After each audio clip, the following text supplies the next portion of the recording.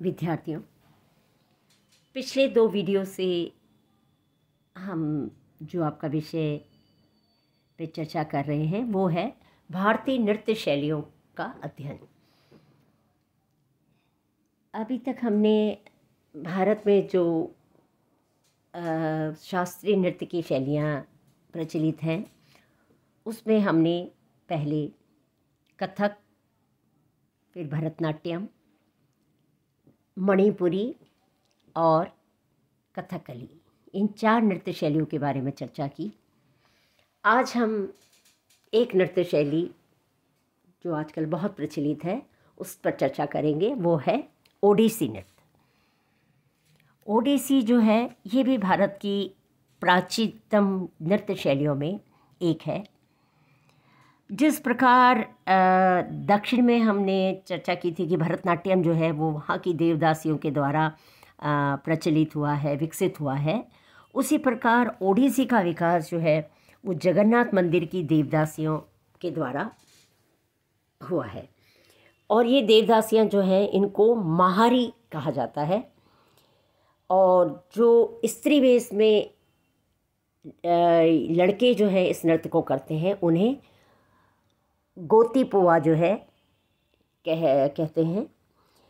ये जो नृत्य है, ओडिसी नृत्य जो है, अभी जो है ये 2 दशक पूर्व तक ये नृत्य जो है सिर्फ मंदिरों में ही उसकी किया जाता था, लेकिन अब जो है ये स्टेज पर भी जो है यानी जनमंच पर भी इसका प्रदर्शन जो है होने लगा है।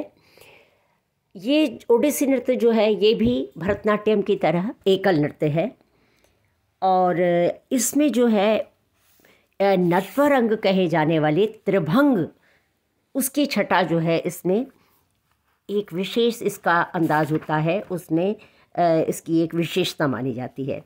और ओडिसी नृत्य का हम प्रारंभ देखते हैं कि मंगलाचरण के रूप में भूमि प्रणाम और विघ्नराज पूजा से होता है। यानी भूमि प्रणाम में हम देखते हैं कि केवल मृदंग आदि तालवाद्यों का के साथ नृत्य की जो है अंग संचालन करती है, और जबकि विघ्नराज पूजा में जो है एक आध श्लोक जो है उनका भी प्रदर्शन इसमें किया जाता है। मंगलाचरण के बाद बटु नृत्य होता है जिसमें कि ओडिसी का वास्तविक रूप जो है दिखता है।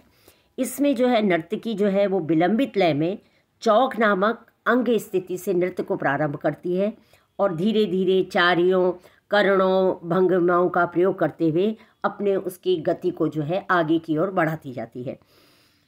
बटु नृत्य के उपरांत जो है इष्ट देव वंदना होती है, और ये जो वंदना है इसका साहित्य जो है वो प्रायः उड़िया काव्य पर आधारित या संस्कृत पर होता है। इसमें नर्तकी जो है अभिनय के द्वारा अपने इष्ट देव की रूप सौंदर्य का प्रदर्शन करती है और बीच बीच में जो है शुद्ध नृत्य के टुकड़े भी जो है उसमें प्रस्तुत किए जाते हैं। वंदना के पश्चात स्वर पल्लवी जो है प्रस्तुत की जाती है। यह देखा जाए तो यह शुद्ध नृत्य अंग है जिसमें कि किसी राग की स्वराकृतियों को अंग स्थितियों के द्वारा प्रदर्शित किया जाता है, और इसलिए इसमें मुख्यतः जो है हस्ताभिनय पर जो है जोर दिया जाता है। और स्वर पल्लवी के उपरांत गीताभिनय या साभिनय नृत्य का क्रम आता है। अब जिस प्रकार हम ये देखते हैं कि भरतनाट्यम में पदम और या कथक में ठुमरी का स्थान होता है, जिसमें कि जो नर्तक या नर्तकी है वो भाव प्रदर्शित करता है। ठीक उसी प्रकार से ओडिसी में भी ये वाला गीताभिनय वाला जो पक्ष जो है ये उसी के समकक्ष है।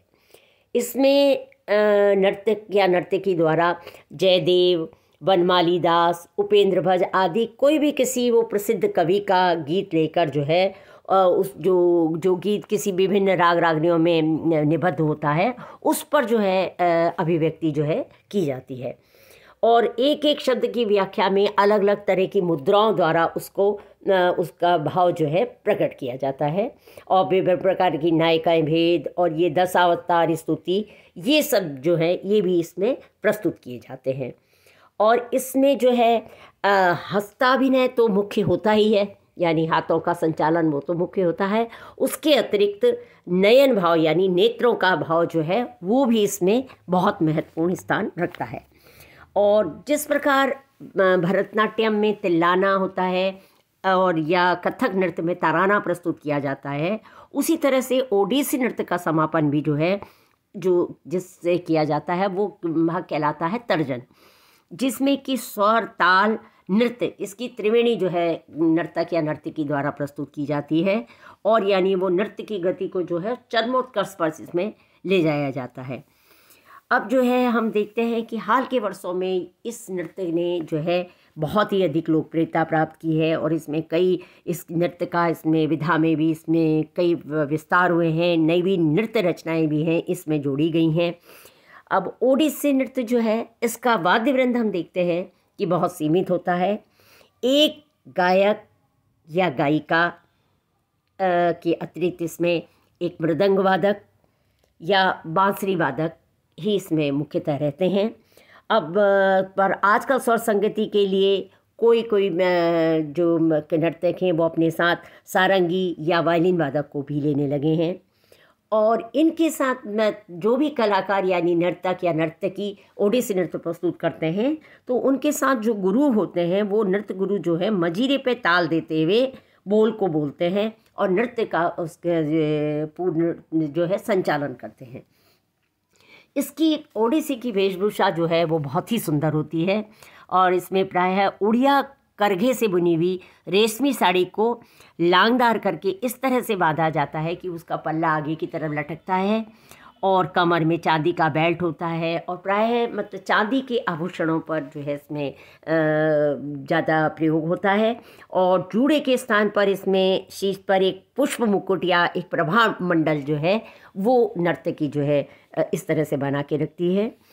इस ओडिसी विधा में श्रीमती संयुक्ता पाणिग्राही और उनके गायक पति श्री रघुनाथ पाणिग्राही एवं उनके गुरु श्री केलुचरण महापात्रा जी जो है उनका इस ओडिसी नृत्य शैली को अंतर्राष्ट्रीय स्तर पर पहुंचाने में जो है बहुत ही अधिक महत्वपूर्ण जो है योगदान माना जाता है।